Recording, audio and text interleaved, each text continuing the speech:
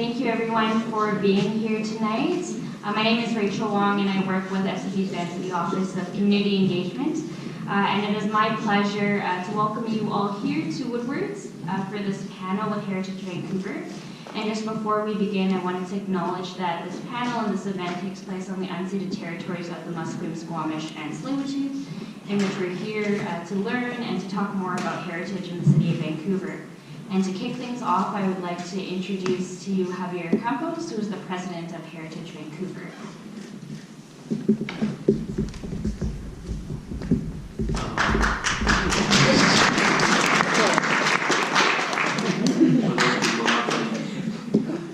I want to just thank everybody for coming on this cold winter day. It's nice to see some people here. We're very happy to be hosting this. I'm very happy this is the final talk of our 4th year holding up the Shaping Vancouver conversations, and what we set out to do is to start something that could engage conversation around heritage itself, to promote heritage and ideas around heritage. And tonight's is what's the use of heritage and what's happening to heritage. So hopefully we'll have a discussion around that, considering all the changes that have been going on in the city. So I will just let the panel come, and thank you once again for being here.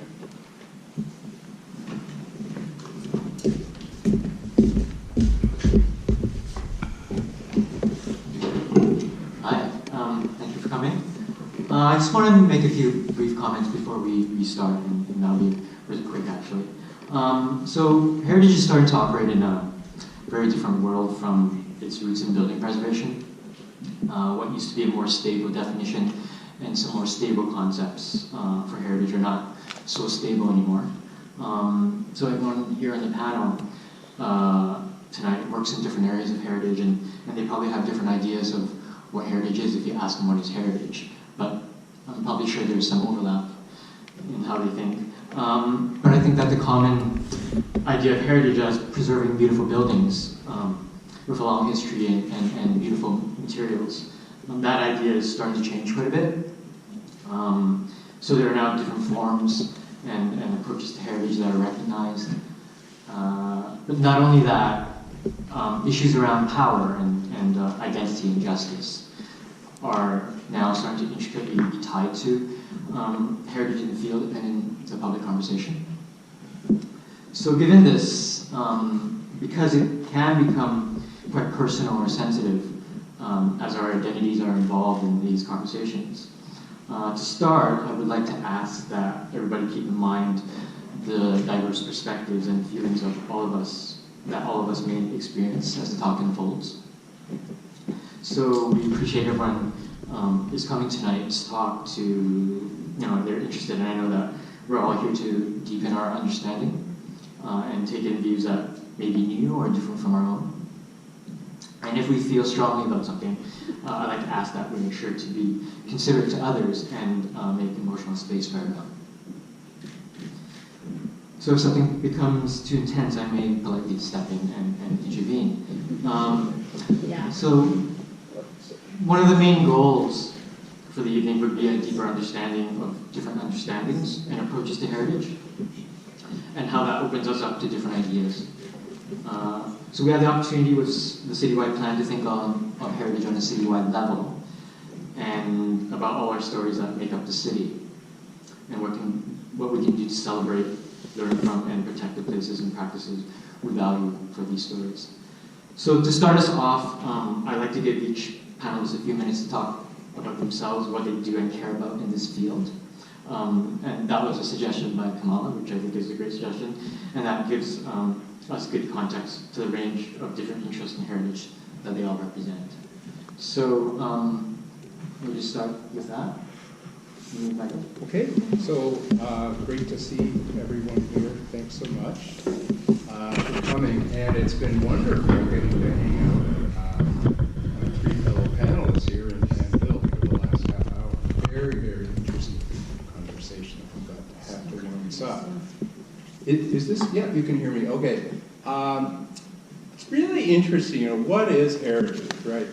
And my introduction to, I was trying to figure out when I was 14, what do I want to do with my life? And initially I wanted to be an architect, right? That's what my dad wanted me to do. And then I read this book called Fighting Back, and it was written about Trepan Court and the proposed expansion of urban renewal in Toronto, a place called Regent Park. And in Montreal, in Milton Park, and Phyllis Lambert of the Bronfman family, and also here in Strathcona, these communities came together and said, enough already of this idea of just demolishing this community. We really value this place. We really value our homes. Would you just go away, you know? And what we got out of that, interestingly enough, from the Trudeau government was we got a residential rehabilitation assistance program where people could get low-interest loans rather than demolishing these buildings. So let's actually fix them up and support families and households staying there. And we also got neighborhood improvement program money. And when I was 22, my first job in Regina I was a neighborhood improvement program coordinator, and I had a budget of $4.6 million. You can imagine being fresh out of university, and that's 1976 dollars, by the way. So you can imagine that was a lot of money to coordinate. And of course, it was all about setting up a storefront office and forming a committee. And already there were fireworks. This is Regina, so of course, it was a very, very political community. And interesting enough, the community was a third First Nations, Cree, Saulteaux, Métis, Blackfoot, primarily. And also on my block, in the little house I lived in, were a number of First Nations families. So let's just say, went into the deep zone almost immediately. What interests me now that I'm so-called semi-retired, and previously I was senior planner for the downtown forever, for like 22 years. So I actually was the planner for this area at one point, and lastly was the planner for west of here. What interests me is public life. And so, for example, I did a presentation on the history of nightlife. And I'm very interested now in the history of restaurants and food, beginning in the 19th century and the emergence of Main Street areas. Where did people get food, and where did they start eating out, and what's public life, and what was public life during these different periods? And why am I interested in that? Well, I think these, in terms of densifying and growing in this city, it's really important that we have a heart of our community. We have places with movable tables and chairs. And my favorite spot is First and Cypress, and every corner has movable tables and chairs. I like to hang out there. And that's really what brings value to our communities. Another thing I'm working on is a documentary on the history of live music venues. Now, I've been working on this forever because it's a labor of love, and editing on Final Cut Pro. If anyone out there wants to mentor me on Final Cut Pro, totally. Which version? Really? I would appreciate that support. Lastly, it's fascinating. Council appointed me as a heritage commissioner, and for me as a heritage commissioner, so I've been serving in that capacity for a year. For me, it's both a personal and a professional journey in reconciliation. My roots here are back to 1878 is when the Gordon brothers first arrived here, and the oldest brother actually was here on the first voters list. But it's also a personal journey. I'll tell you, one thing that's interesting is Peter, who sells the megaphone, isn't it? Sells it outside Whole Foods in my neighborhood in Kitts. And I introduced myself to him, of course, and now we have chats several times a week. And his nation is from the area around Boston Bar. And when I told him that my Uncle George in 1878 set up a general store in Boston Bar, Peter, for a moment, just, oh, okay. So that's part of my personal journey for reconciliation, is I'm actually connecting with someone from an area where someone in my family arrived with the CPR and set up a store. And then, in terms of more making judgments as a heritage commissioner, it's a real journey for me because we're still not there in understanding the landscapes and the places that were significant for the three nations that we have here now. And I'm hopeful that that will come together because we have three different nations, three different threads of stories. So I'm very much looking forward to the next year or more being on the commission and that being an important part of our work because I see reconciliation as a journey, as a conversation. It's not binary. It's actually a lot of stories need to be shared, a lot of listening, need to do a lot of listening.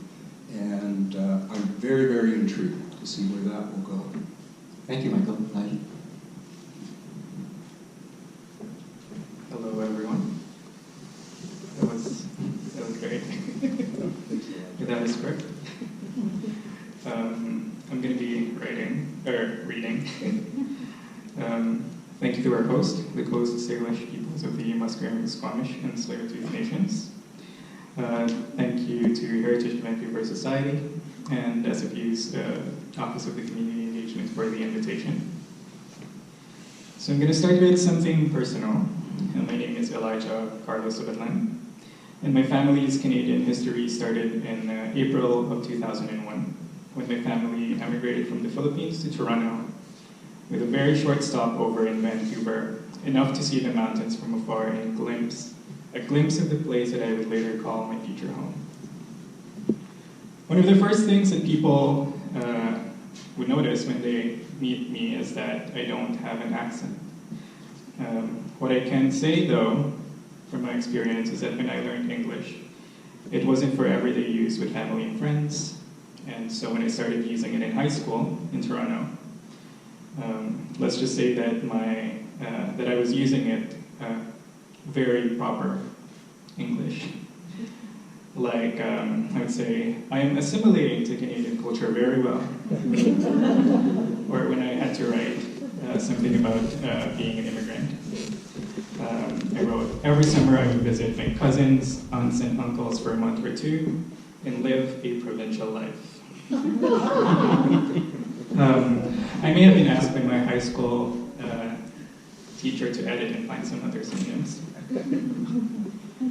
So as a Filipino-Canadian, I view the city of Vancouver as a palimpsest of cultural heritage values, tangible and intangible, grounded first and foremost by the unique and diverse Indigenous cultural heritage, characterized by layers upon layers of different cultural heritage brought by early settlers, residents from other provinces, and new immigrants, like myself, from other parts of the world.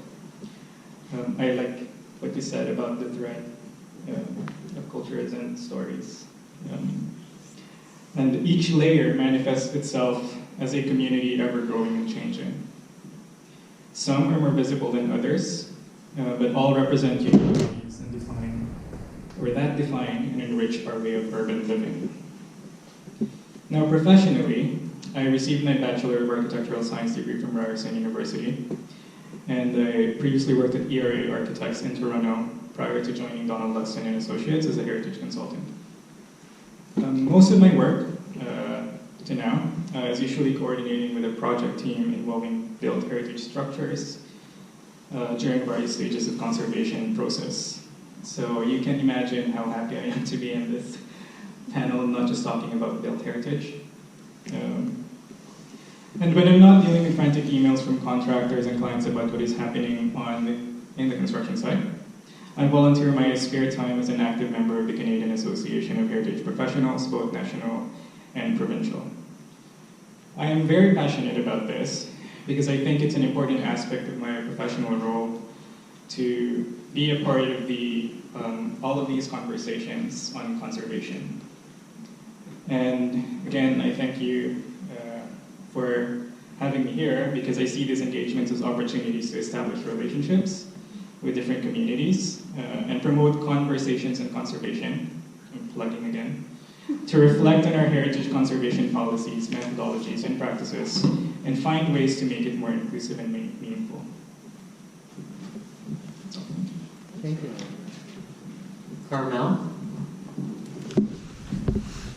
Hello everyone, my name is Carmel Tanaka and I'm the founder and project manager of the Cross-Cultural Strathcona Walking Tour. It is so lovely to be invited here to be in the company of these lovely panelists, and as well as thank you to you for coming out on a cold winter evening.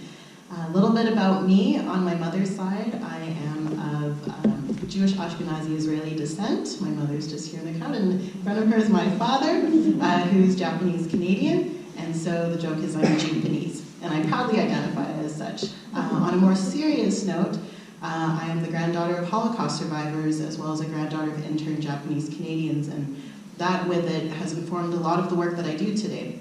So it's my work, community, cultural, social justice, human rights driven work, that led me to the world of heritage.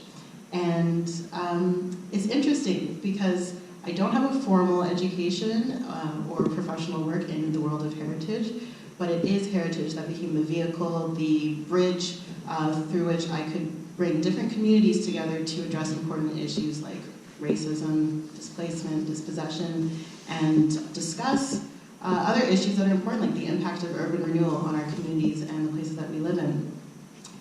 So I thought it might be nice to share with you how did the Cross-Cultural Strathcona Walking Tour project, which from here on in I'm going to say the Walking Tour or the project, because it is quite a mouthful, how it began. So being someone who grew up on the North Shore and someone who wanted to know more about the activism that's going on locally, I had the wonderful opportunity of seeing on Facebook, because Facebook knows exactly what I'm interested in, Vanessa Richards' Hogan's Alley James Walk Tour. And I went on that and I learned a hell of a lot. That ended up allowing me the opportunity, because again, Facebook is telling me, you might be interested in these walking tours.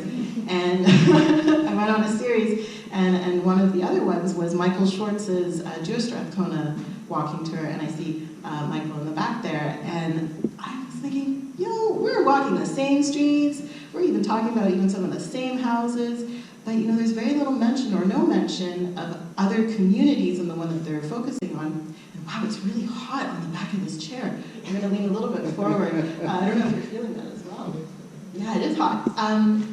Anyway, so I said, I wonder if there's a cross-cultural walking tour or some dialogue going on, and realized there's very little going on. So I said, okay, we're going to get everyone around the table, and these are existing walking tour guides who do amazing work and offer amazing 2-hour content of their own, and we're going to do a highlights tour and essentially do it together and explore if that's worthwhile. And here we are 1.5 years later. We've conducted a pilot project that was very successful in May 2019. We're moving forward towards May 2020 and hopefully the future. And yeah, we walk through Jewish Strathcona, Hogan's Alley, Chinatown, the downtown east side, and Powell Street. And we all do this in celebration of Vancouver Asian Heritage Month and Jewish Heritage Month, both of which fall during the month of May, if you did not know. And so this is my entry into the world of heritage, and thank you very much for listening. Tansei. My name is Kamala Todd. I was fortunate enough to be born here in these beautiful lands of the Hunkaminam and Squamish-speaking people. Myself, I am a mixed Indigenous person, but I'm not of these lands.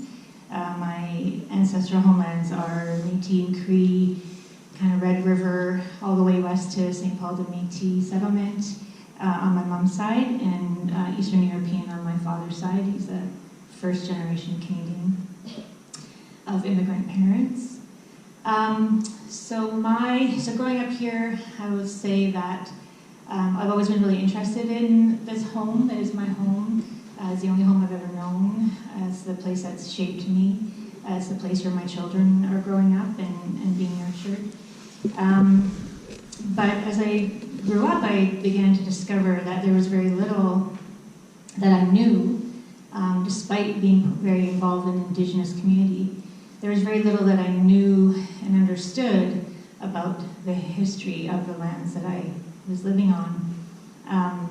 I loved the old houses in the Marple community where I was in high school. I lamented when they were being torn down. I loved looking at Michael Kleckner's watercolors of some of those houses. I took some pictures myself of some of those houses. You know, I think it's a hunger for a sense of continuity. It's a hunger for a sense of remembering. But I still hadn't reached that level of awareness or understanding of the deeper histories and rememberings of this land. As I said, being very immersed in an Indigenous community, my mom's always been very active in Vancouver's Indigenous community and Indigenous arts community. But I still didn't have the names for this place. I didn't know the languages. I didn't know the depths of history that were here. And what I began to recognize was just how I was surrounded by a colonial narrative. And in fact, that colonial narrative was responsible for that lack of knowing. And that colonial narrative is a reflection of the erasure.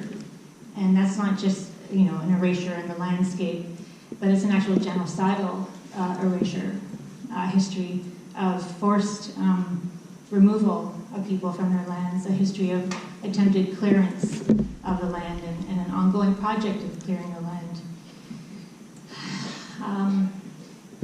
And so, you know, beginning to recognize that and beginning to ask, okay, so this Marple Museum or this beloved building that people are fighting to protect, oh, well, it's actually a burial site, or it's a village, or it's a place where people were able to continue and act out their own laws and traditions and cultures and governance systems and so on. But that's now been disrupted. So starting to really gain that understanding and continuously learning all the time. So I really like to think about you know, how I myself, according to my own teachings of reciprocity, can address this erasure and think about what are the consequences of this erasure. Some of the consequences are that we live with this idea that the dominant white Anglo-Western great white father founding culture that's in all the pioneer stories of Vancouver made this place. They made this place. They are the founders, they are the caretakers, they're the decision makers who get to decide what has value, who get to decide what our stories are and how that makes us who we are as a society, as Vancouver. I hear people talk about, okay, well, we need to think about reconciliation now, so I guess we need to add a sentence or a paragraph or maybe a chapter about First Nations. But it's not just about adding to this story, it's about actually reckoning with the history. So what I hope we can talk about today is how we grapple with that, because I know it's difficult, it's very emotional for myself, and these aren't my lands. But it's essential that we have these conversations. The nice part is, to do my job, which is currently the Indigenous Arts and Culture Planner of the City of Vancouver, which is a new position, I get to actually deal with this in my work, and I get to work with colleagues who are driving this change and who recognize the need for these conversations and to begin to really look at the harms and how Vancouver is complicit in that, and how Vancouver can be a leader in talking about these things, and also transforming the harms of colonization. So yeah, I just encourage all of us. I don't like to assume when I speak that people in the audience are not from these lands, but for those of us who are not from these lands, in terms of our ancestors, I just really love to have us reflect upon, what are the traditions of remembering on these lands? What are the traditions of heritage and history, and how have they been preserved and valued? Why do we live within this current situation that we're in now, where 2 days ago I had the privilege of witnessing Musqueam Elder Larry Grant and Tsleil-Waututh cultural leader Gabriel George speaking their languages in council chambers. We had a proclamation event to recognize International Year of Indigenous Languages, and also it sort of starting point to some commitments that the city has made to help to restore the languages which were almost erased off of these lands. And it was such a beautiful moment, and to see them standing there with the mayor in this very colonial space was very emotional and moving. And from all the comments that I saw throughout the day, it was very empowering for a lot of people, and people really felt like it's a sign of a turning point. So it's very exciting, but at the same time, there's that feeling of, we're in this colonial space where we get like 5 minutes to hear the language, and then it's back to business as usual. So what is it going to take to fully embed the nature and the history and heritage of this place of, since the first sunrise has been the place of the Musqueam, Squamish, and Tsleil-Waututh people, and that's what I'm here to talk about today. Hi. Thank you. So let's kind of continue that thread. Michael, in the back, we were talking about, you actually mentioned the maps, but you wanted to know about the three nations and those original maps. Can you just kind of talk about that a little bit? Yeah, and I want to talk about something else, responding to what Kamala was talking about. First of all, there's three different nations, and really three different threads of stories and pasts and so forth. And it's not yet well documented.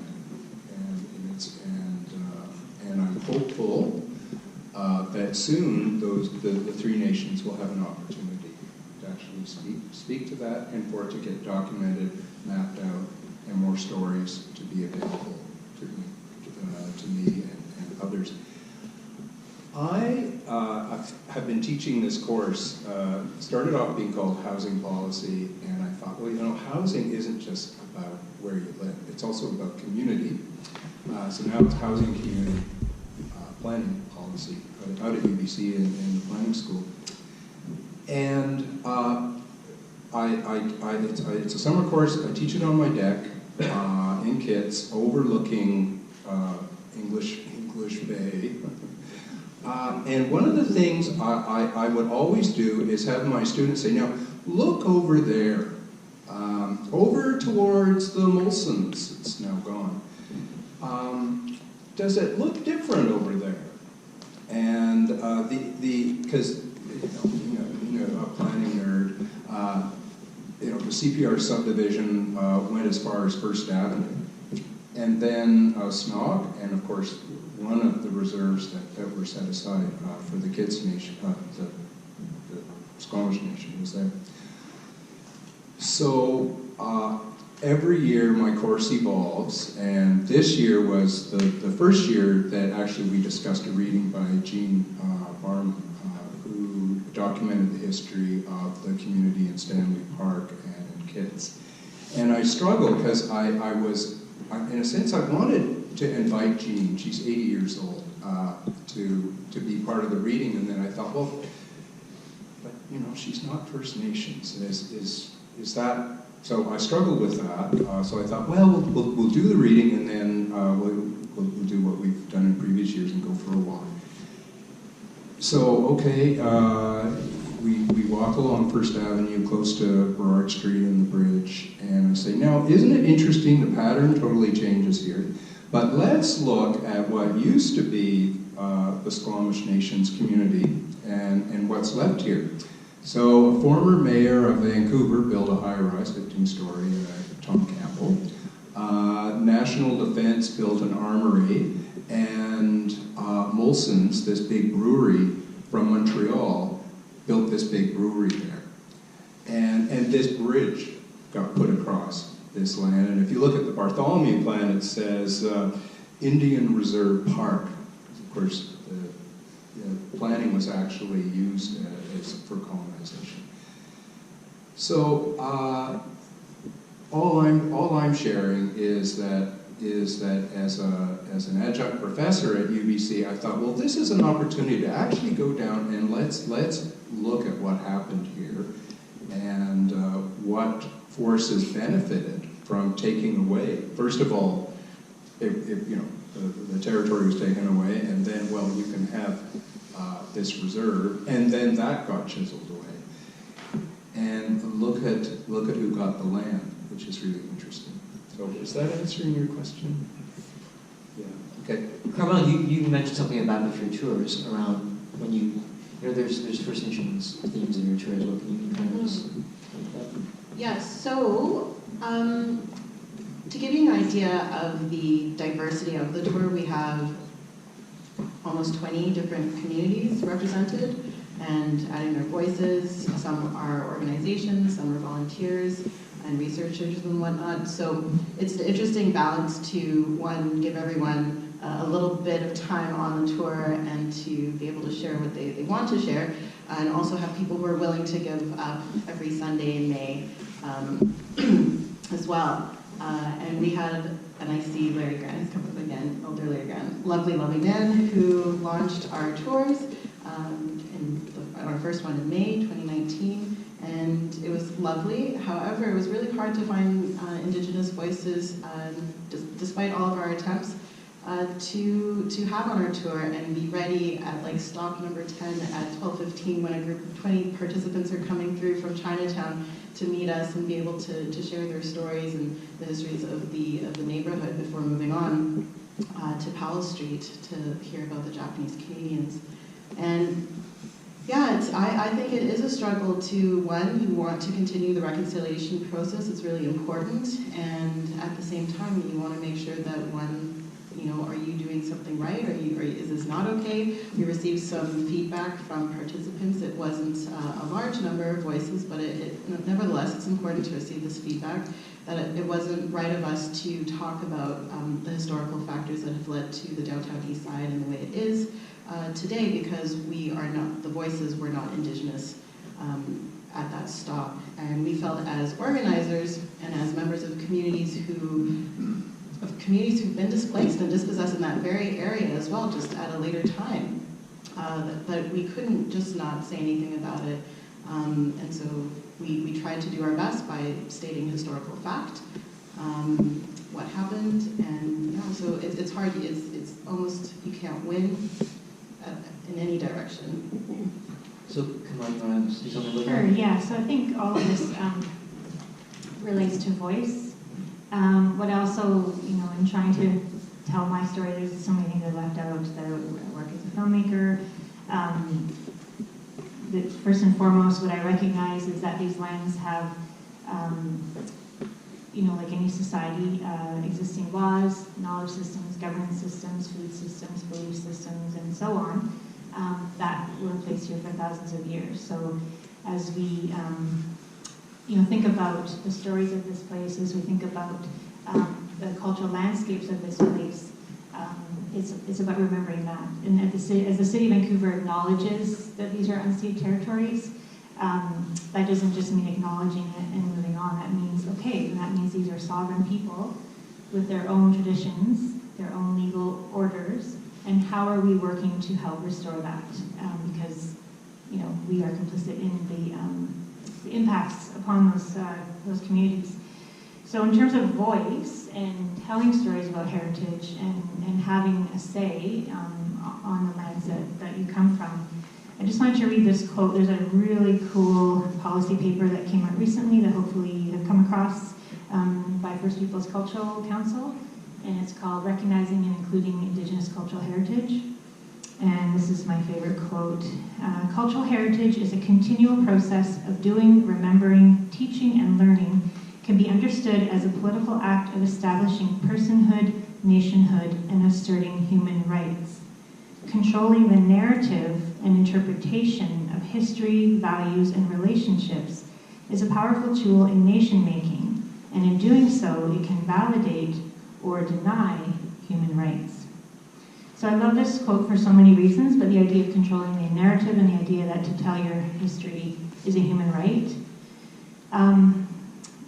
Again, the erasure, the displacement, you know, the huge impact on the people of these lands and through all of North America has meant that Indigenous people have not had the right to say, this is what this place means, this is the history of this place, this is our relationship to this place, or to say, you know, to have any say in the naming and the design and the placemaking that happens in urbanization. And so part of the work is to support Indigenous people to have a voice and have control over telling the stories of these lands. So as much as people, especially people who live in the downtown east side, might want to participate in sharing some aspects of their histories and involvement in those areas and their experiences, I think the bigger movement is towards Indigenous people having self-determination over those stories and how they're shared in that process. And that's been denied for the most part. But there's a lot of people I know who are hungry to do that, but I think a lot of people are trying to have their own walking tours or bus tours and that kind of thing. Partly as a cultural tourism, but also partly as just, making sure that other stories are known. But we talked about the need to look at some of that relationship building, so I'll do what I can to support. But I think it's definitely about Indigenous people kind of creating their own process for that. So this is also kind of true for Indigenous peoples, but heritage is kind of traditionally not included so like many other groups, like workers or women or LGBTQ groups or certain people from different countries and cultures. So like Elijah and Carmel, you're working in this. Are you seeing changes on this front? And even Michael, is this conversation being more inclusive of these other cultures and groups like workers? We don't hear what you are saying. I'm sorry. Can you speak up? You have microphone just a little bit louder. I don't want to miss a word. Okay, so I think I could just start off by saying Vancouver's pretty unique by the fact that we have all these different cultures coming together or living together. We have the First Nations, of course, who were here for centuries. We have Europeans, we have North Americans, we have Latino, we have Asian, we have African. It's pretty interesting that we're all living here together. And certainly, it's interesting, I can see Jeanette Lavach back there, because Jeanette and I worked in the planning department when the first heritage list was put together. And it was a very, very different time, 33 years ago, when that list was put together. And we're still working with that list, and we're hopeful we can get beyond that list, because certainly who put together that list and what histories we were considering and so forth, I'd say were very different than now, and some things definitely should be on that list. So that's sort of where we should be going with heritage in the future. There is a heritage action plan, but I'd go back to what I originally said. It's just so intriguing with all these different cultures here, and where we're going to go with this. Elijah? Yeah, so I'll speak a little bit about just field conservation, just because that's my lens. But I'll kind of circle about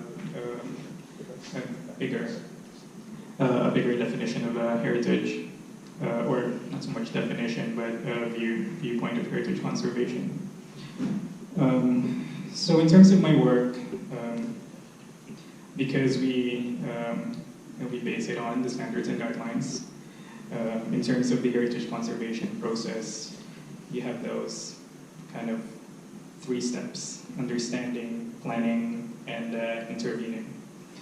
And I think in terms of the first 2, understanding and planning, I think there is a lot of changes that are happening now in terms of going into a values-based approach, talks about sustainability, equity and diversity, and then reconciliation, or decolonizing conservation practices.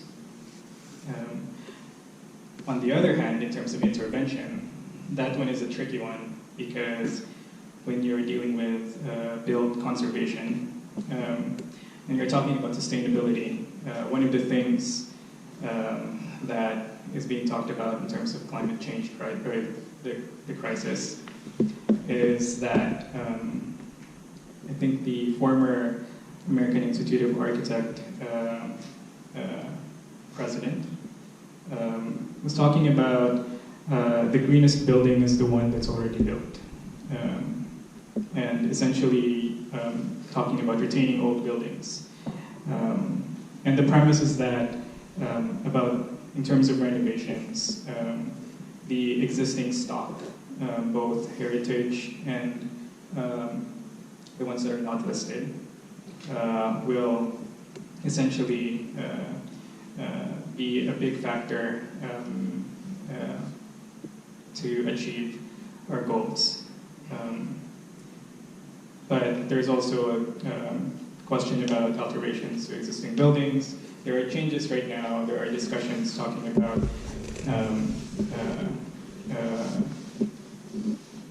having alternative compliances to heritage buildings. That way,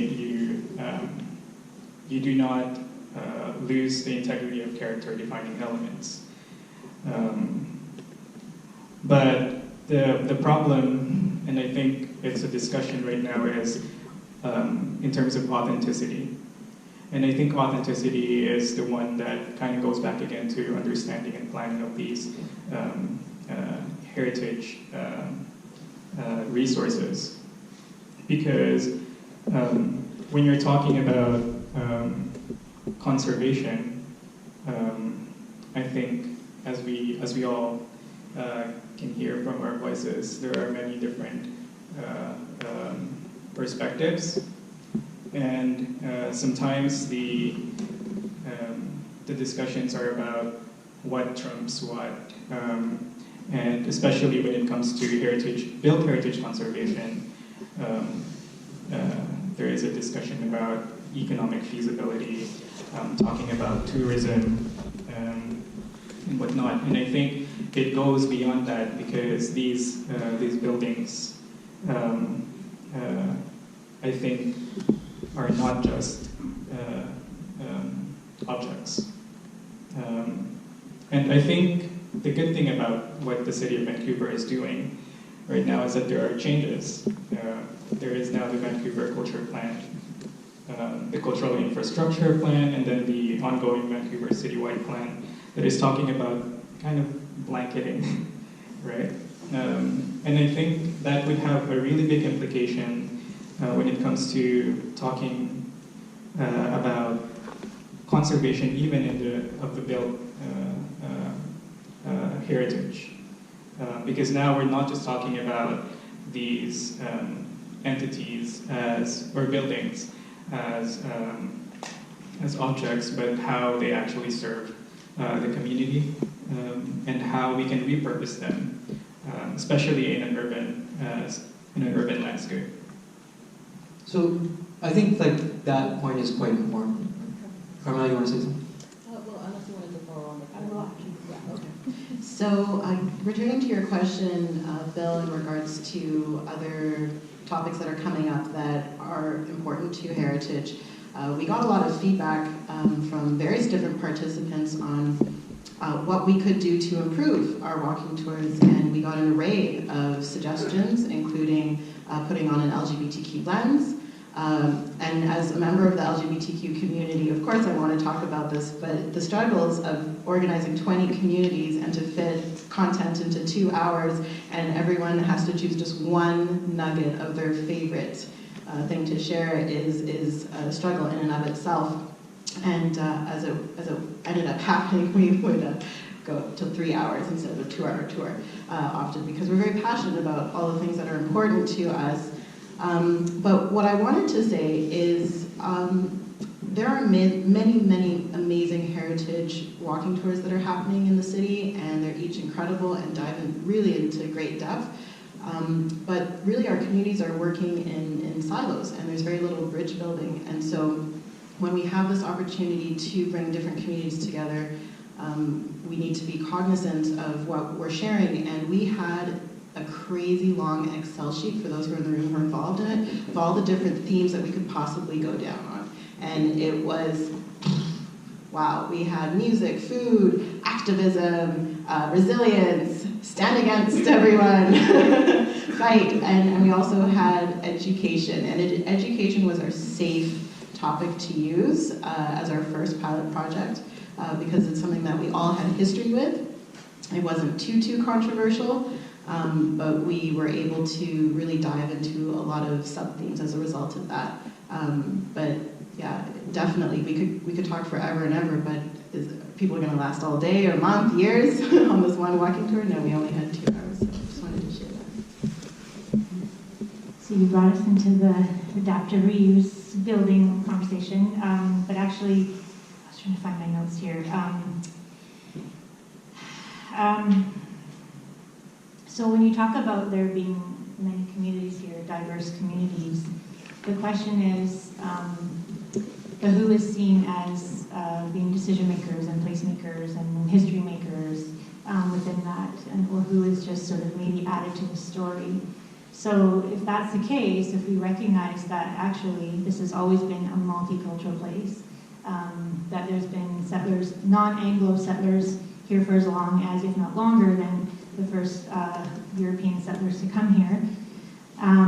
But is that reflected? And how is that reflected? And if it's not reflected, then why? So the visibility of people on the land as contributing to our society, not only for equity around that we're all part of this place, we all make this place, but also for equity around what do we do when the built landscape and the stories and the things that we celebrate and say are who we are actually represent trauma for other people. Or they represent murder, theft for other people. If this is heritage, if this is history of this place where we live, it belongs to all of us. So that means we all get to have a say in what has value.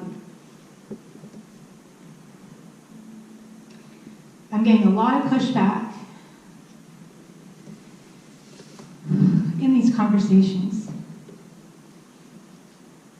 from people who say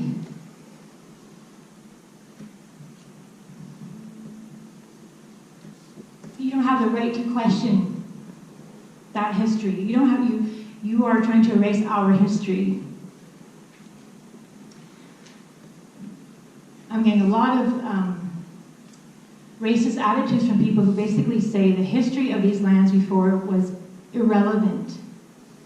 That the people who were here were a small number, insignificant hunter-gatherers who really made no significant imprint on the land, who were hardly using the land in the first place, who were basically obstacles. And so why do we have to celebrate that history when we're just trying to preserve buildings that are very valuable to us? And so again, if we are all part of this place, if we all make this place, if the history is a shared history, then that needs to be reflected. And we do get to say, that building represents the traumatization of my people. We do get to say, that guy was a racist asshole, and I don't think he should be celebrated. Sometimes, histories and truths do trump your mock Tudor building. Sometimes, if we want to actually redress and work towards justice and work towards reconciliation, that includes the land, that includes the spaces. Heritage means land. It takes place on land. There are spaces that are trauma spaces, and we have to recognize that. And so, if we're going to talk about, yes, we have multiculturalism, we have many people here, they also have the right to see themselves on the land, to make places, and to not be continuously displaced, because we still have this entrenched narrative that the people who made this place were the white men, and they get to continue to have control over what does and doesn't have value. Yes.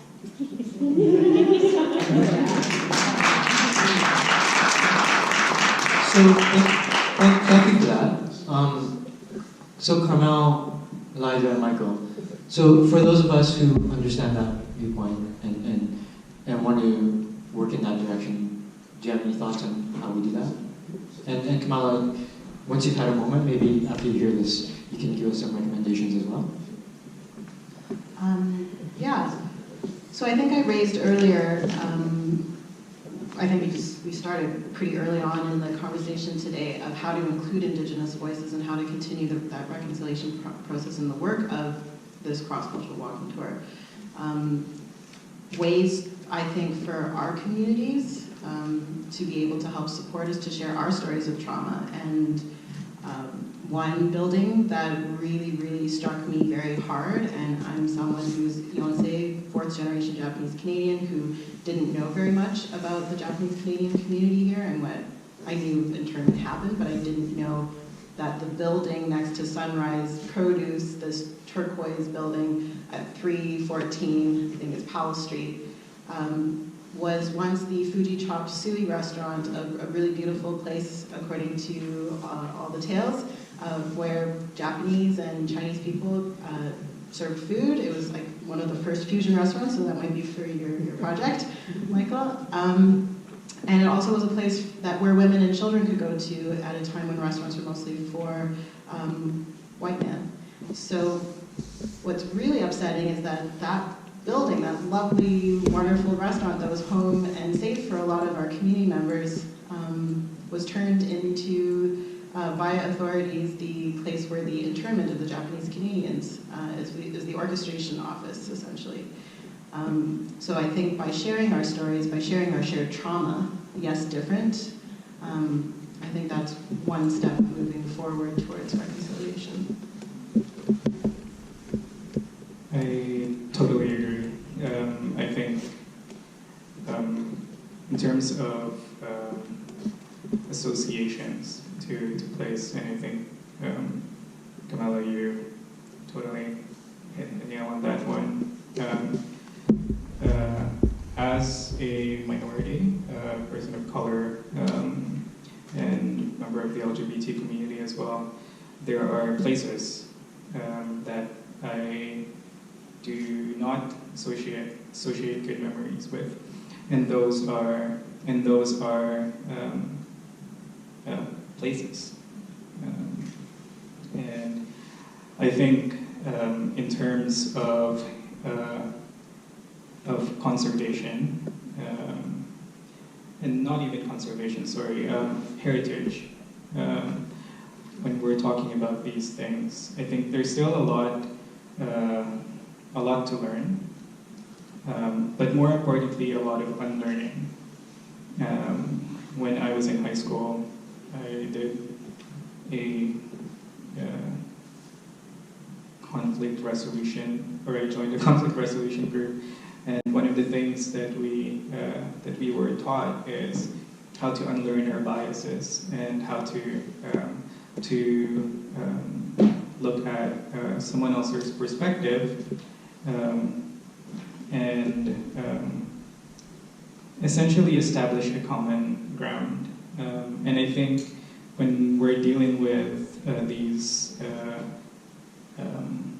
heavy topics, I think that's one thing that is really important, is that when you start building relationships and when you start actually getting to know more of the people on a personal level, as opposed to just kind of like a scientific, oh, these are the things that we know about a particular culture or community. I think it's only then that we can actually have those cultural shifts in thinking, and especially in conservation, because conservation is always tied to what is valued. Yeah. So it's interesting. I've been thinking about this in preparing for tonight, and trauma. My trauma was I'm 65 and I'm a gay guy, and until 1969 we could be put in jail just simply for being who we are, and I came out in 1970. And I thought, well, this is just going to be fabulous. I'm being open about who I am in high school. I'm 16 years old. Well, it wasn't fabulous. In fact, I was terrified of going to high school because there were gangs of kids that would beat me up, and nobody would come to my assistance. I'd be pushed into the wall in high school, and something happened, and I actually found a thesis that documented this and a number of incidents of people of color being murdered in Toronto, Montreal. One of the people, one of the teenagers who was beating me up pushed someone of Pakistani heritage in front of a subway train, the subway station close to my high school, Tobico Collegiate. And I can remember being so terrified. In fact, my parents took me out of the school because I was just terrified. And I can remember having a conversation with my parents about this because I couldn't connect the dots between someone of color, someone who was Pakistani, described in the Globe and Mail as being that, and me. Like, why are they attacking him? Why are they attacking me? And my parents being really, really cool people, because they were very, very supportive, and not a lot of people were supportive in that period. We had a conversation about racism and homophobia in the early 70s. So there you go. As far as trauma is concerned, I've had to go for counseling, and my counselors still know sometimes we have to talk about that. Because these kind of things, yeah, they just still rule you and result in me being, well, just like, why the heck, why did I do that? You know, like, and like, you know, that doesn't make any sense. And Bev, my fabulous counselor, would say, well, now, Michael, let's talk about, anyways. So there you go. That was a very interesting time for me to realize, my God, I've got something in common with these people of color in Toronto. And there was a lot of that going on in that period. It was a very, very brutal time in the 70s for queer people and for people of color. So this conversation of buildings. Oh, sorry. No. So There's people who live in these buildings. Yeah, All so- people. So do you think that, like, when we work in heritage, there's a big focus on the building as an object, but we don't really focus so much on the meaning of the building? Do you think that happens? So Carmel, I know you know that. I know what your answer is to this, but like, you know, Elijah and Michael, because on the commission and Elijah, you work in heritage planning. So usually, when it comes, the buildings come up when it's under threat, usually. So can you just kind of discuss that? Would you like me to follow up on that? Okay. So, I'm going to use an example that came up. It was early on in our May tours. A really beloved building was, unfortunately, it caught fire, and it was in Chinatown. It was a produce store. And I remember, and June, you're in the audience, so I'm sorry if I'm putting you on the spot here, but I really felt your pain from the loss of this building, because it wasn't the building, it wasn't the loss of the produce, it was the loss of yet another cultural space that really meant a lot to people in Chinatown. And why am I bringing this up is, if I were able to emotionally feel for this building because of my collaborative work on the walking tour with my friend June, I can only imagine that when there are buildings that are being threatened, whether they're being demolished to put up new condominiums and whatnot, you're not going to stand alone. Communities will come and stand with you because of the fact that we understand and we hope it's also mutual. But built heritage serves its purpose, and I feel like we wouldn't have a walking tour if we didn't have some existing buildings to look at and to also share the stories of what happened among members of the community who were living in these buildings, around these communities, and walking the streets. And really, our feedback from participants indicated that the thing that they found most interesting were these stories, and in particularly the stories of intersection between our communities. And we realized that we need to go back to the drawing board and really find those stories of intersection. That's really important. And the two examples we had of that on our tour is the Marco Polo, which was another nightclub, which, again, I'm giving you all the material for your tour. And the Fuji Chop Suey restaurant. It's where communities came together, and those were really important. So I know that there's this traditional focus on buildings and the preservation of buildings, and I think it's really important to have them, to be able to see them, smell them, touch them, be in them, but also have people who are storytellers, experts, and just wonderful research knowledgeable people to also help when there isn't the building. But it's been challenging for you to actually do this work, right? Because you're Oh, yeah. like a lot of, you're not the only one. There's a lot of different people who try to do this work. It's a lot of volunteer hours. It's not usually well funded. It's not funded. Okay. So do you kind of want to talk about that experience and why that's necessary? Yes, so on our walking tour, the majority of us were all volunteers, including myself as the project manager. You could say that we could split the volunteers into two groups: the tour guides, who are researchers, many of them work for museums who do amazing 2-hour tours themselves, which are paid. And then there are the volunteers who helped with food runs, herding the people. It's hard to keep 20 people together, you wouldn't believe it. And we volunteered every Sunday in May, so we had 9 tour guides, 6 volunteers, so that's 15, a team of 15 per tour, per 20 participants. And so that's quite an interesting ratio. And none of us got paid. We only had revenue from ticket sales in order to cover our basic costs. And we didn't have any money to pay honorary for our tour guides or our volunteers. And you know, that's hard, especially when it's all in-kind donations. And that's not even to say the 1 year of meeting monthly, the meeting minutes, and navigating all the opinions and where to move forward. But during that time, what I have to say was great, and I think this might be my hidden agenda behind the walking tour. It wasn't so much the walking tour, but it was a chance for all of us to get to know one another and build trust between our communities. And I made sure that each different organization and community had a chance to host us so we could go into their worlds, break bread together, make sure that there were snacks available that were from the community. And I think that was the key to our success, and especially moving forward. But in terms of snagging funding, it's really hard when you have a group of 20 organizations.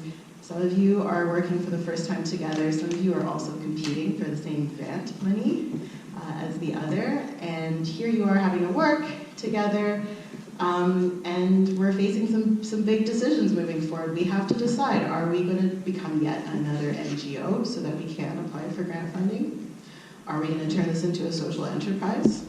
Are we going to break the beautiful trust that we have where everyone is on the same page and on the same level and elect one of our own to become the financial conduit to do grants or to become the new home of the walking tour? Or something else. And on December 3rd, I'm having a meeting with the cross-cultural Strathcona Walking Tour along with city planners of the City of Vancouver, so your colleagues. You can also come. And this is going to be a meeting that's very important, and it will determine essentially the future of our walking tours. We need to find a way to sustain this group moving forward, and there's a lot of goodwill we've proven already through this pilot project that we can work well together, that we can share our stories, we can support one another, and since then there's been other events such as Banquet of Stories. I see Winnie is in the room here, and so there's a desire to continue working, and we need to find that way. We also need some money. So maybe we'll circle back to that in a second. If anybody else wants to say anything before I ask one more question. Well, I don't know, come to and belabor the building question.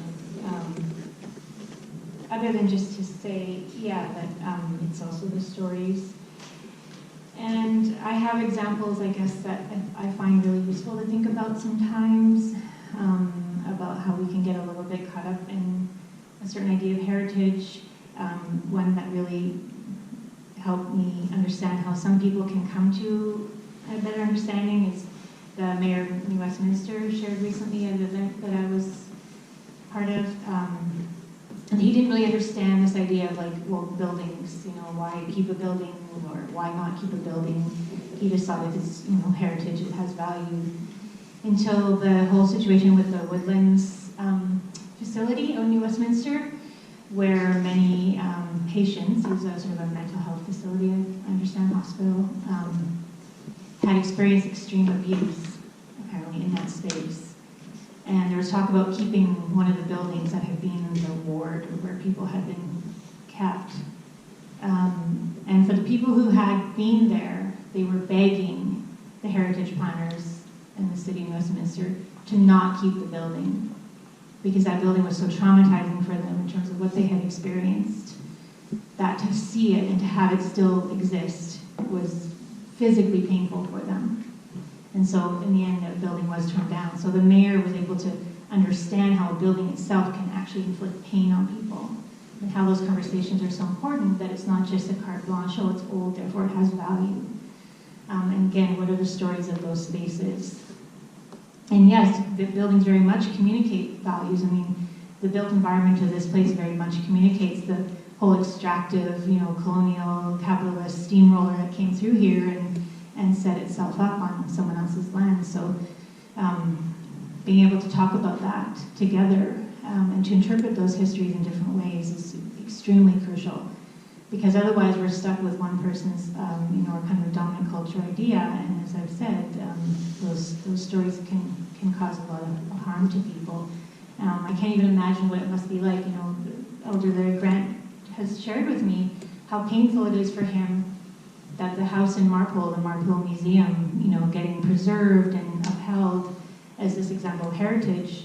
Meanwhile, Cessnam, which is their village and burial site, which has mostly been disturbed, and then was recently disturbed, where ancestors were dug up, put into Rubbermaid bins, and put on a shelf to make a condominium development, despite Musqueam saying, please don't dig on our burial site, despite it being a UNESCO recognized World Heritage Site.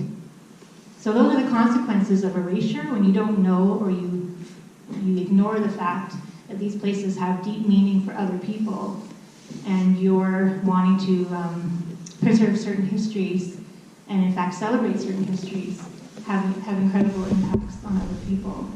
So I'm hoping we can get to that point where we can have those conversations, and they are difficult. So yeah, I think the stories part is actually quite important, because the stories part is actually the non-building part of the building question. And so I'm just gonna, I know that Elijah, you wanted to say something, but I'm gonna ask, you want to say something? But I'm just gonna ask the last question, and probably you can, it relates to what you're gonna say.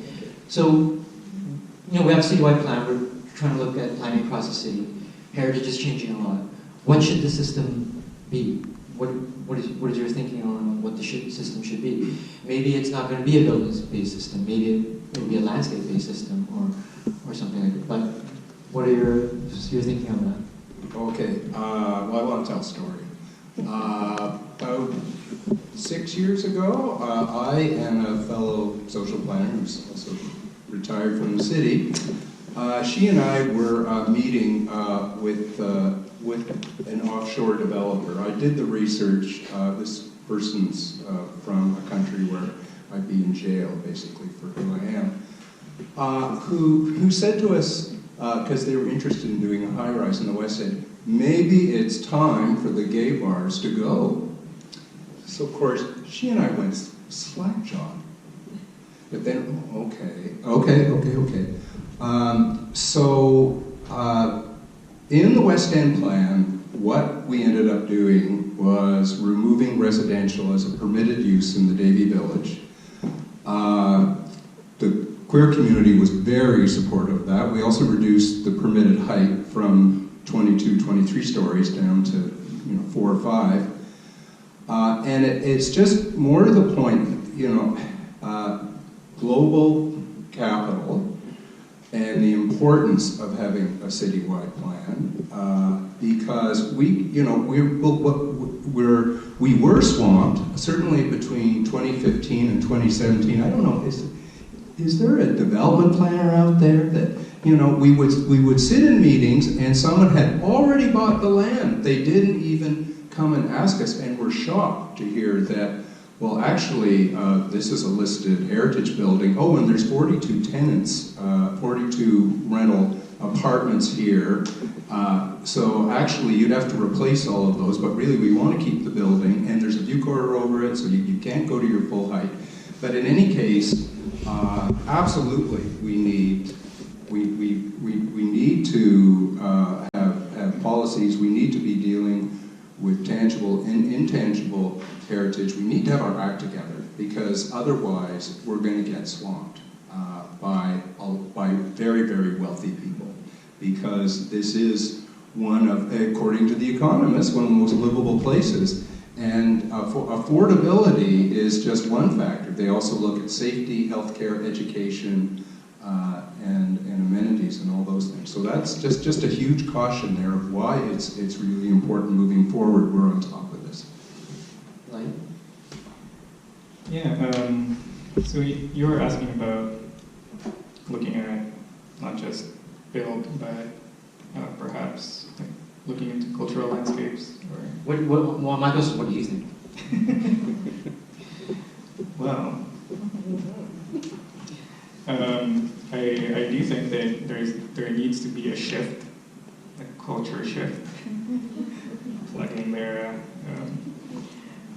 But I think in terms of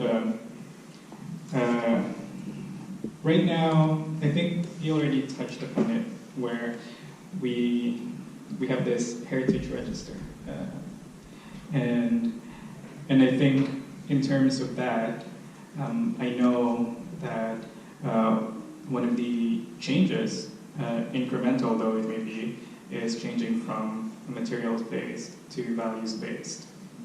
Now that we've gone through that incremental change, it still needs to change a little bit, because even with the values-based approach, you still have architectural value, almost being the kind of thing that elevates a heritage resource. And I think in terms of just because of my the profession that I'm in, with build heritage, I think one of the shifts that I would like to see, and what I'm really hopeful that the culture plan would address, is the shift in the focus on economic potential of heritage, and then also the connection with tourism into a more place-making opportunity for communities. Because I think when you talk about it in that sense, it doesn't matter if it's on the heritage register. If we're talking about a build resource, it is a literal resource that people can actually use, that people can adaptively reuse, and people can discuss those things, that the trauma and all of those other aspects. And we're not just talking about it from a material perspective, from an object based, but more of a living heritage approach. And I think that's one thing that already started the discussions in 2014, but that's only a few years ago. So it's still new, and I think I'm very hopeful that in my profession, where I'm having to deal with replacing wood shingles with vinyl, hardy board, whatever, that there is a much more fulsome discussion about conservation.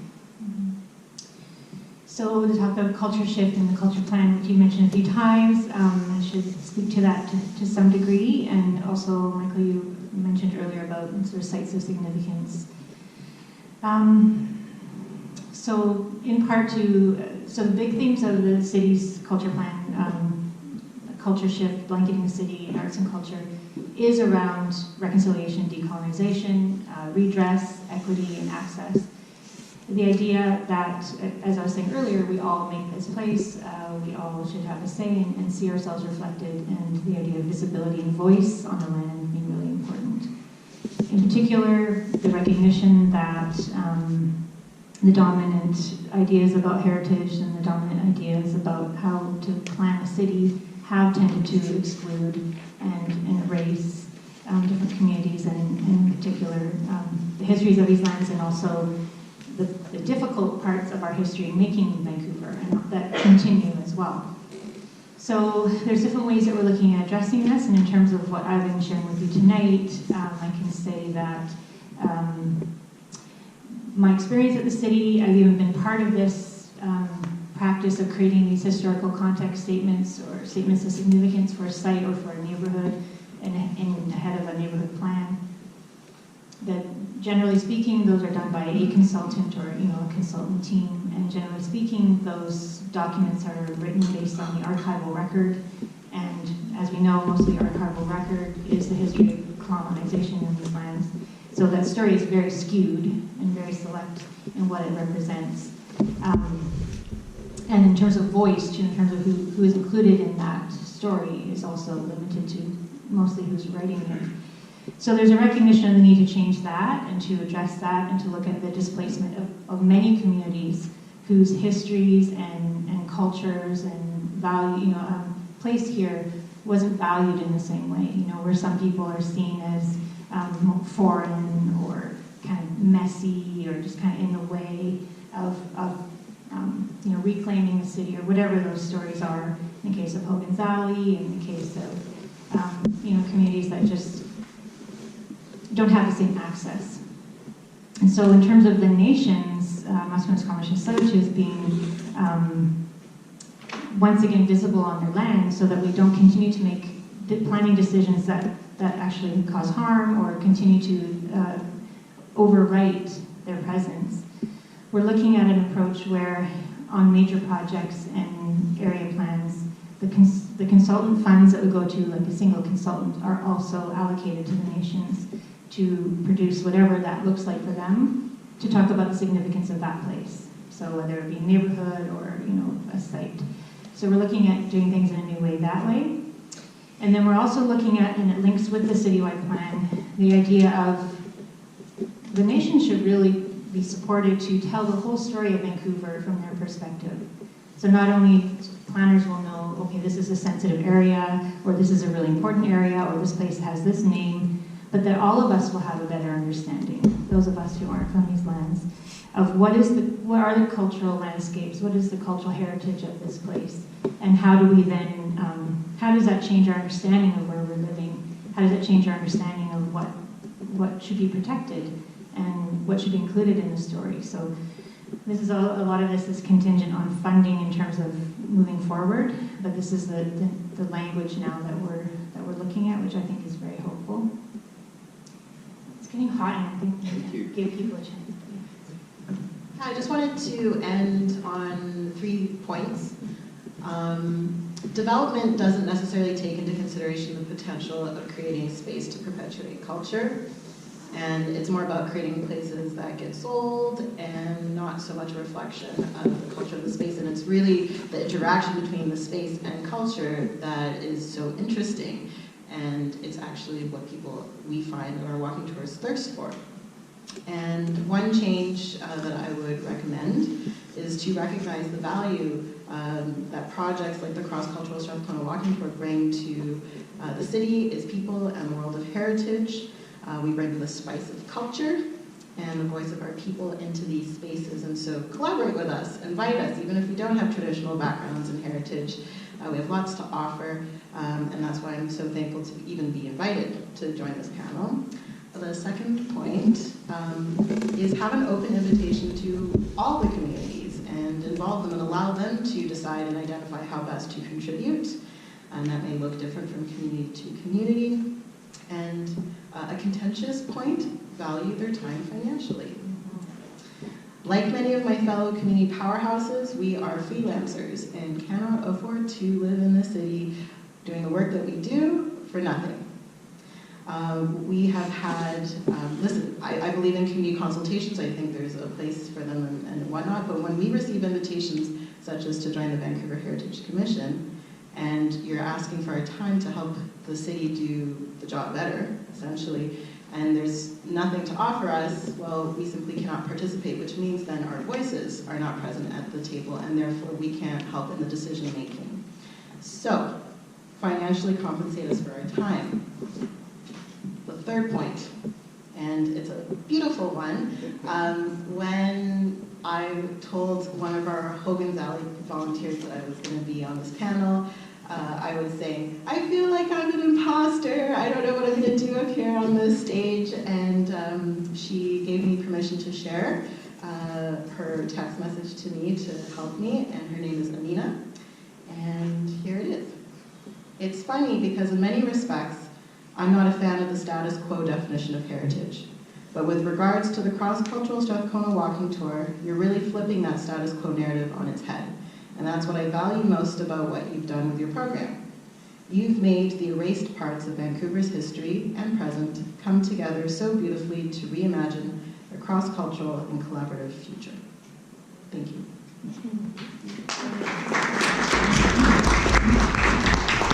So we have some time for some questions and answers. If anyone wants to ask a question, there's some hands up if mics could be.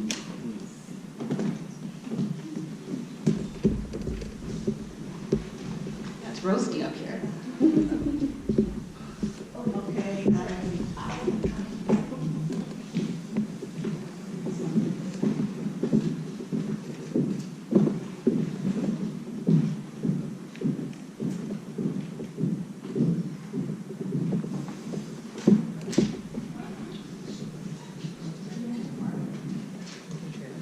We can share our mics. If anyone wants to I come can on. borrow yours.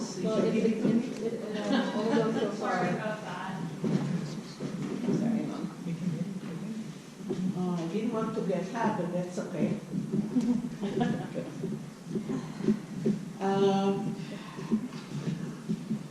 I was kind of listening and couldn't help but think about my parents who were Holocaust survivors and what buildings that cause trauma, what do we do with them?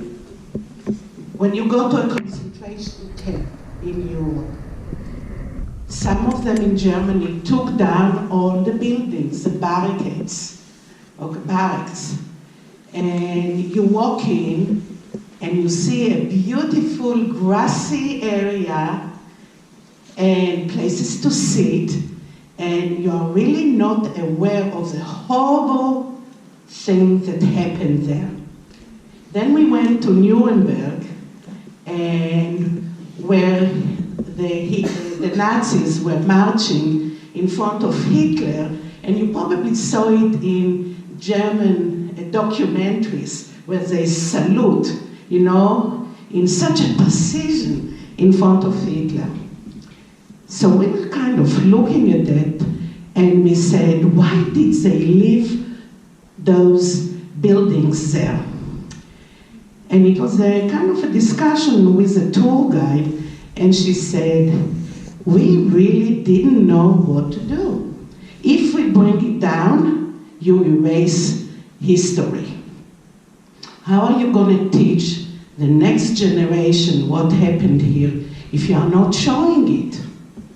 If we bring it down, we are erasing the bad stuff that we want to warn others, so they decided to leave it for educational reason. I didn't like it, but then they had a very valid point. What do you do with buildings that cause trauma? If we erase it, we erase history. So it's a real classic, I think, situation where many of us are facing it, you know? Prisons where people are being tortured for being what they are. Do we bring down the building? You know, it's what do we do with it? And we have to think about it very carefully before we manipulate and change history to such a point where we don't know about the bad things. Anyone want to respond to that? Sure. Who wants to respond to that? Well, I can start. In the case of here, the whole city is pretty much tells the story of what happened here. So we're reminded constantly, I think people who live here are reminded constantly of the damage to their cultural landscapes, the damage to their sacred sites, and the loss of longhouses and villages that used to be throughout here. So, you know, that's been erased in theory, but it still lives within them, and it still is, you know, people experience and come across that every day. If a residential school survivor feels that preserving the residential school that they went to is a way to help keep that knowledge of that alive for all of us, then I would support that. But a lot of people who I know, preserving those spaces, there's no need to preserve those spaces to know what they went through. There's other ways to talk about those histories, and again, for me, it's all about self-determination. So if Indigenous people are being forced to keep buildings to remind us of those histories, even though it's traumatizing and people don't want that building, then I think that perpetuates further violence. But if all of us together can talk about that and say, yes, this building is worth preserving and doing something with, then great. But it's when other people decide for the victims or the people who have experienced that trauma that I think is where the harm is continued. Yeah, on that note, I have to say it's really up to the communities. I'm involved in the provincial redress for the Japanese Canadian internment at the moment, and what's coming up in a lot of our community consultations is how do we find ways that are respectful to Indigenous communities by memorializing our buildings that were also lived by Japanese Canadians, and how do we reconcile that? Because you can walk easily through Powell Street, former Pau Uruguay, and not really see too much or not know too much of what actually happened to the Japanese Canadian community. In fact, we've been erased from there. So how do we do it in a respectful way that all the communities are on board, essentially? With Hogan's Alley, there's nothing left of Hogan's Alley, and I know with the new decision to have a cultural center there, they have no choice but to build something at that point. And I think it's hard. It's a toss-up for educational purposes in order to teach the next generations to never do this to you again and to love your neighbor. At the same time, trauma sites it continues the intergenerational trauma, and where and when do you stop and break the cycle of that? I agree. And I just want to quickly add to that, I think storytelling is one way to do that. So the sites you're talking about that are now gone, there's a beautiful maps on the highway that talk about the Japanese internment and places where people were brought because people did feel like their story wasn't known. And same with all of these other histories you're talking about. You know, it may seem too literal to just write it onto the land, but that's also why I find film really effective. There's lots of ways that these are being kept alive in our memory, I feel. Yeah, when I was dealing with being gay, a gay guy, I read the Diary of Anne Frank, and she was my age, and that book struck me very, very heavily. Oh my God, like something in common with this young woman. So many, many years later, I ended up in Munich, Germany, which is the area Hitler was from Austria, but he envisaged Munich as kind of being Nazi capital. And so I went to Dachau. Dachau was the first concentration camp, and initially it was primarily socialists, social democrats, communists who were sent off to the first concentration camp that was set up in 1933. So it's there. There's only 2 of the many, many barracks, surviving, but one of the large buildings. And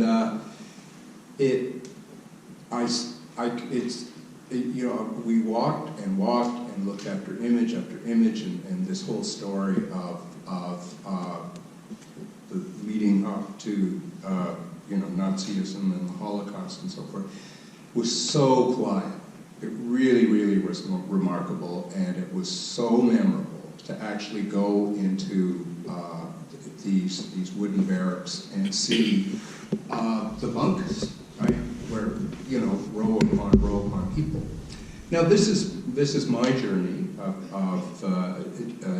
I had roommates when I was going to school that were Jewish. And then in the center of Munich is this museum about going back to the First World War and the whole thread of Nazism. So all I'm saying is for me, this story really had huge meaning for me, going back to when I was a teenager.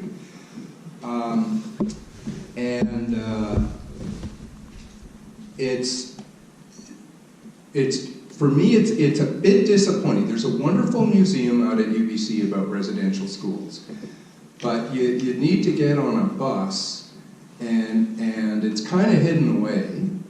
And ideally, we would have those stories shared somewhere more centrally, so that when people come and visit, or school children are being taken on a school visit, it's more central. So that's one of my disappointments right now, is having just been to Mexico City, and it's so remarkable. I mean, they're celebrating Diego Rivera's murals, which tell all these stories about the history of Mexico and the indigenous people and colonialism and so forth, and they're really celebrating that. There's a lot of culture institutions, and here we are. I mean, so that's my disappointment, is those stories are. Oh, I'm sorry. Sorry, I just want to get through some of the questions. Sorry.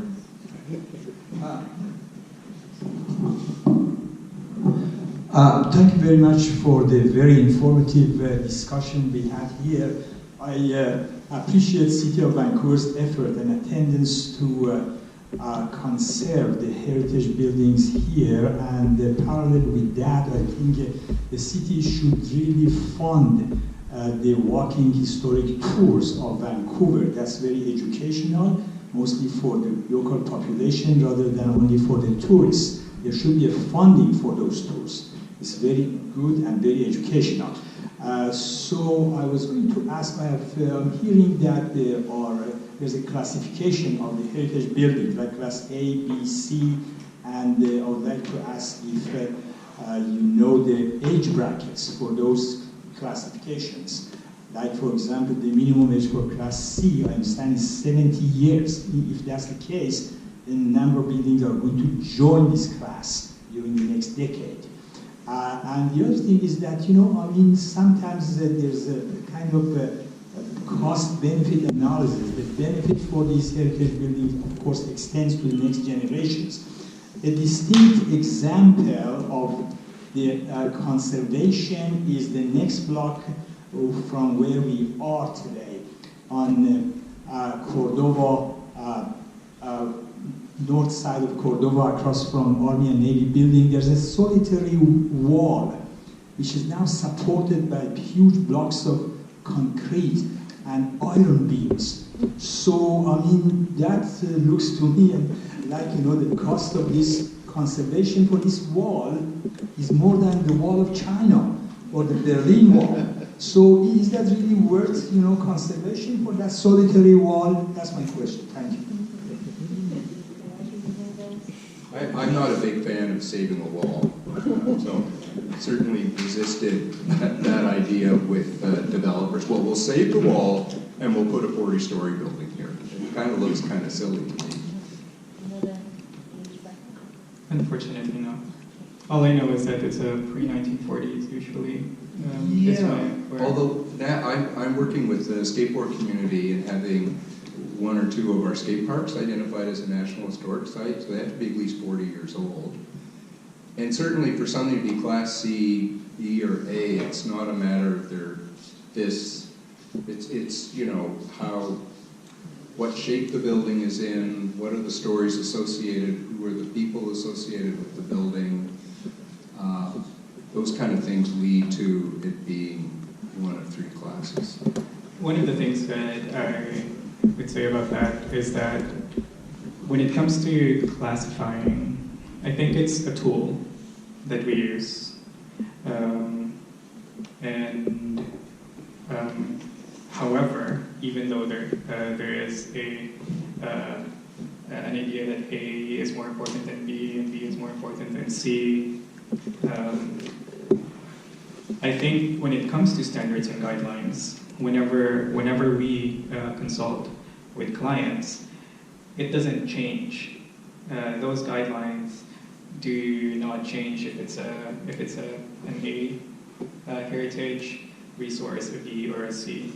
So I think, and I think this goes back to talking about trauma sites, and that again I think there is a need to unlearn our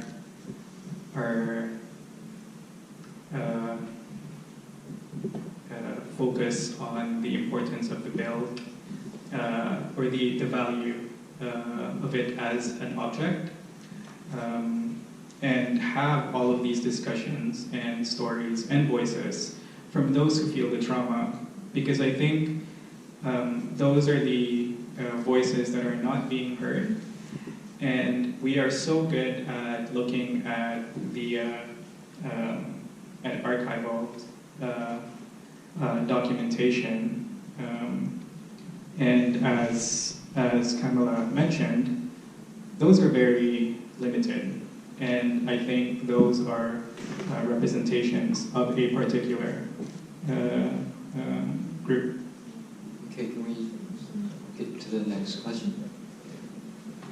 Can you guys hear me? Yeah. Okay. Thanks again, presenters, for a wonderful topic and a fulsome discussion. What intrigues me is the whole idea of control. Who's actually making the decisions here? And I used to think, I lived on Harwood Street in the West End a number of years ago. I was concerned about a coach house, a mansion coach house, one of the last ones in the West End that was going to be demolished.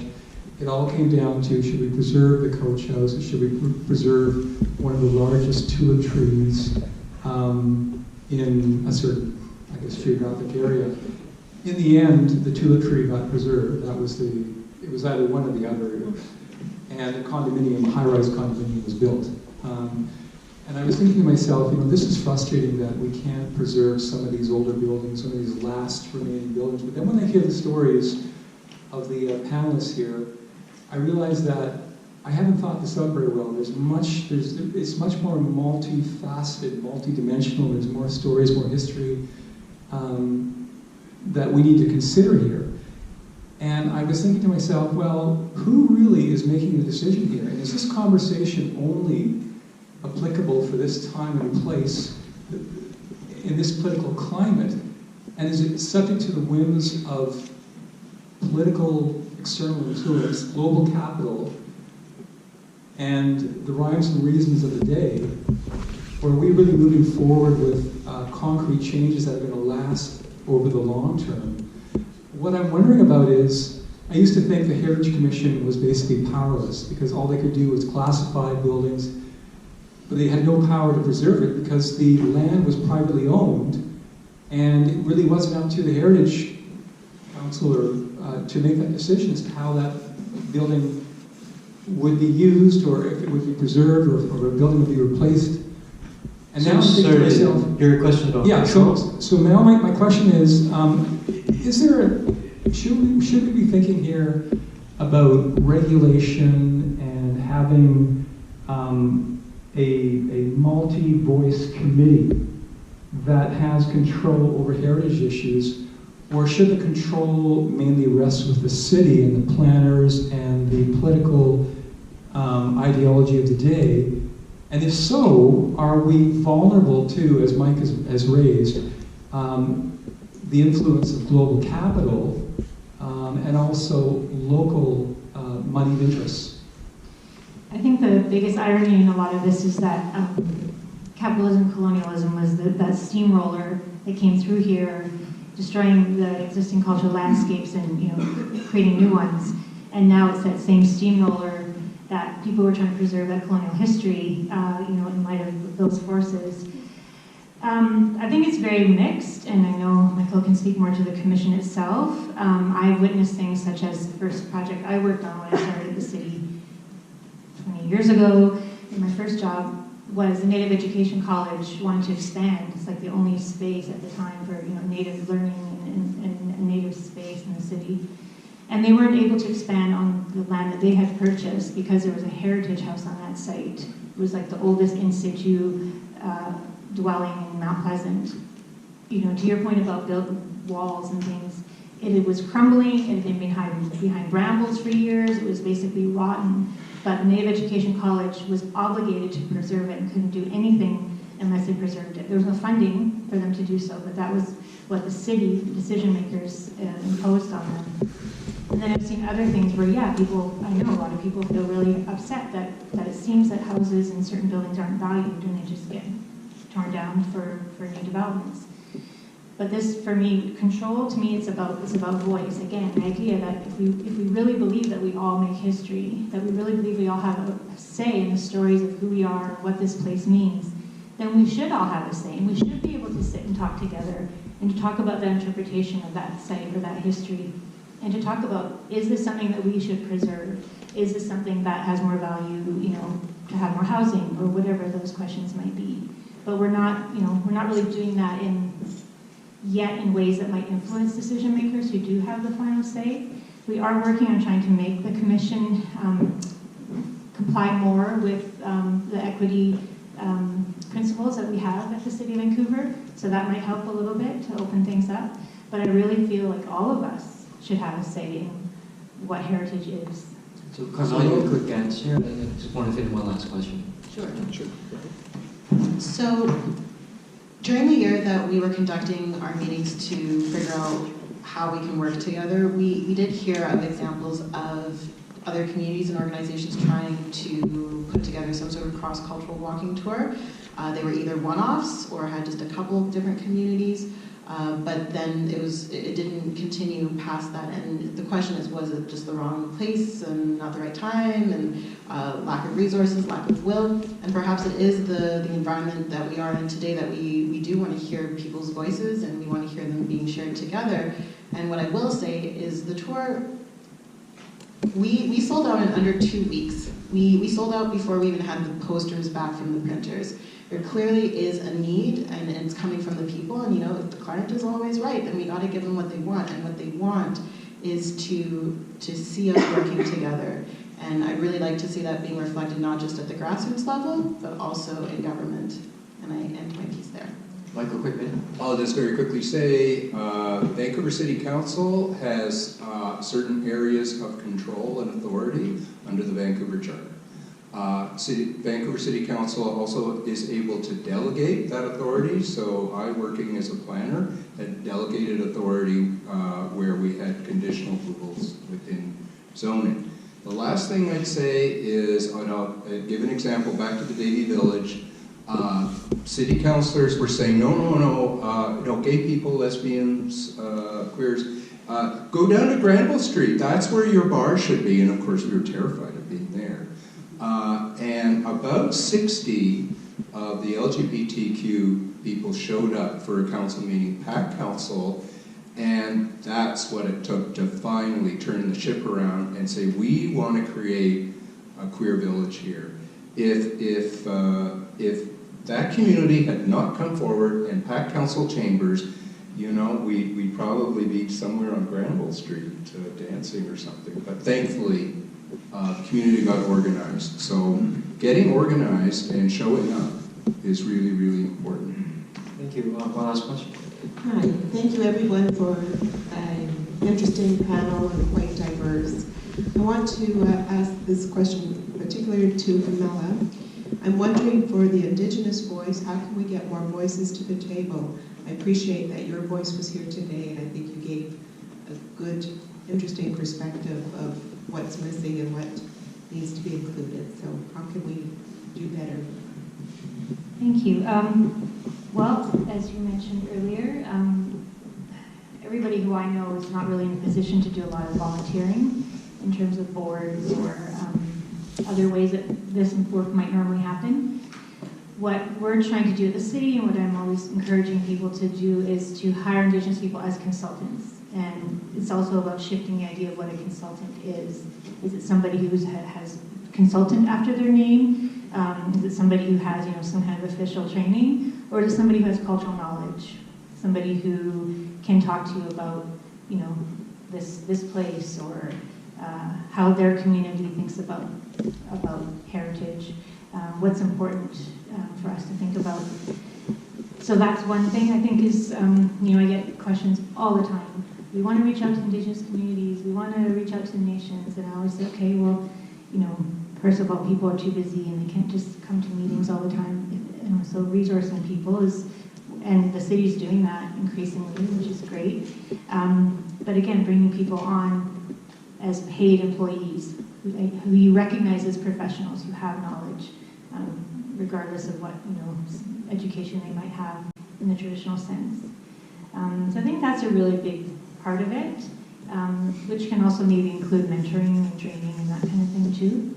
Not to say that people don't have that knowledge already, but there's definitely people who just aren't as, to be honest, I saw Dr. Lorna Williams speak at the BC Heritage Gathering about 3 years ago, and she's an incredible language advocate and talks about traditional Indigenous knowledge, and she started out by saying, I did not know what I was going to say and why I was coming to a room full of heritage professionals. Like, it was not a space she ever felt that she would be in or be comfortable in.